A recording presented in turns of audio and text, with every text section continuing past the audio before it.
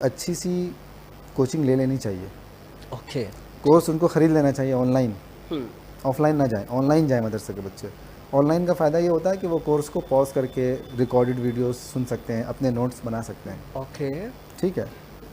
और दूसरी चीज़ कि अगर वो उनके पास टाइम है, जैसे फॉर एग्जांपल क्या होता है कि कुछ लड़के एमए में एडमिशन लिया, अब एमए में एडमिशन लेने के बाद उनके पास 2 साल तो हैं ही पूरे के पूरे, क्योंकि जेआरएफ का फ़ायदा वो एमए कंप्लीट होने के बाद ही उठा पाएंगे।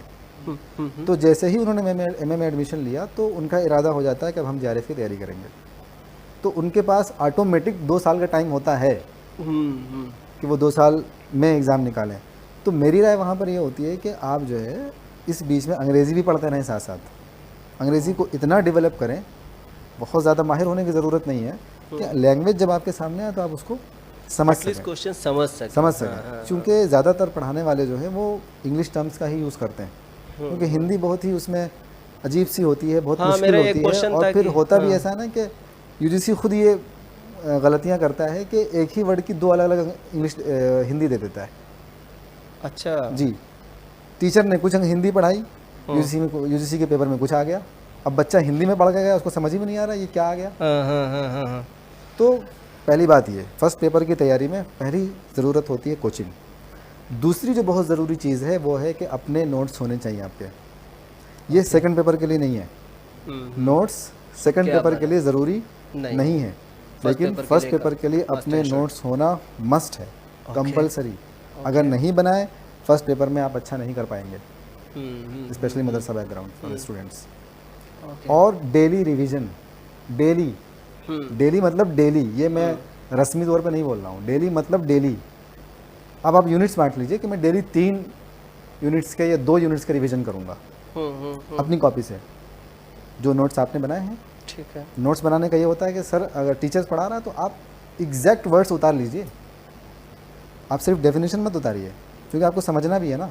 बिल्कुल। वो जो एक्सप्लेन कर रहे हैं ना सर या टीचर जो भी है, वो आप एग्जैक्ट, मैं ऐसे ही करता था, जो चीज़ समझ में नहीं आ रही है डेफिनेशन तो लिखूंगा, लेकिन जो सर समझा रहे हैं पॉज कर करके पूरे सफ़े में वो एक्सप्लेनेशन भी लिखूंगा, ताकि मुझे दोबारा वीडियो देखने में वक्त न ज़ाया करना पड़े। बात चल रही थी नोट्स की। नोट्स के साथ डेली रिवीजन। तीसरी चीज़ जो थी इसमें वो ये थी कि क्वेश्चंस भी आपको इसके लगाने हैं, फर्स्ट सेकंड पेपर के तो लगाने ही लगाने हैं 100, डेली 100 का टारगेट रखिए, और इसमें डेली 50 का टारगेट रखिए, क्योंकि इसके 85 क्वेश्चन आते हैं उसमें। तो डेली इसमें 50 क्वेश्चन का टारगेट रखिए।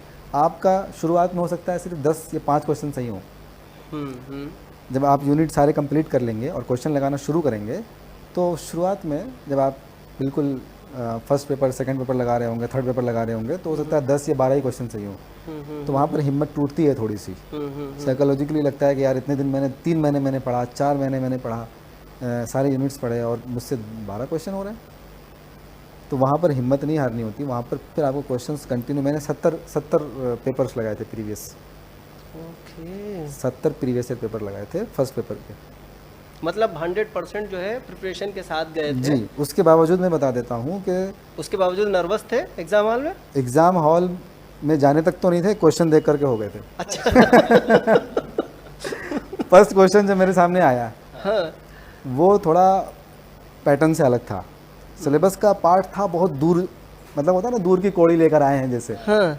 हिस्ट्री का कोई दक्कनी अदब जो है हमारा दक्कन, क्योंकि उर्दू की शुरुआत वहाँ से होती है। दक्कन में रहे, मैसूर में, वहाँ का तो हाँ, अच्छा है।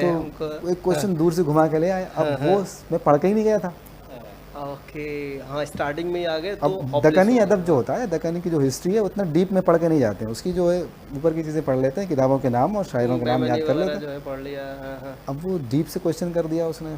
पहला क्वेश्चन, अब वो पहला क्वेश्चन था, मैं तो एकदम प्रिपेयर्ड कि यार आज तो निकालना है यार। दूसरे पे गया, दूसरा भी वैसे ही आ गया, दूसरा क्वेश्चन भी वैसे ही। वो जहांगीर के दरबार का कोई शायर था ब्राह्मण, उसका नाम दे के पूछ लिया था कि ये किसके दरबार का शायर है। अब मैंने जहांगीर की तारीख का क्या ताल्लुक उर्दू अदब से है, मतलब निकालने का तो निकाल सकते हैं। अब वो शायर था, उस शायर होने की वजह से सवाल कर लिया। कोई ब्राह्मण शायर था, नाम भूल गया मैं उसका नाम, पहले कभी पढ़ा ही नहीं। अब ये 2 क्वेश्चन आए तो मेरी सांस, जिन लोगों ने फर्स्ट अटेम्प्ट में जेआरएफ क्रैक किया था मदरसा बैकग्राउंड के, वो भी नर्वस थे। हाँ बिल्कुल, ऑफ कोर्स।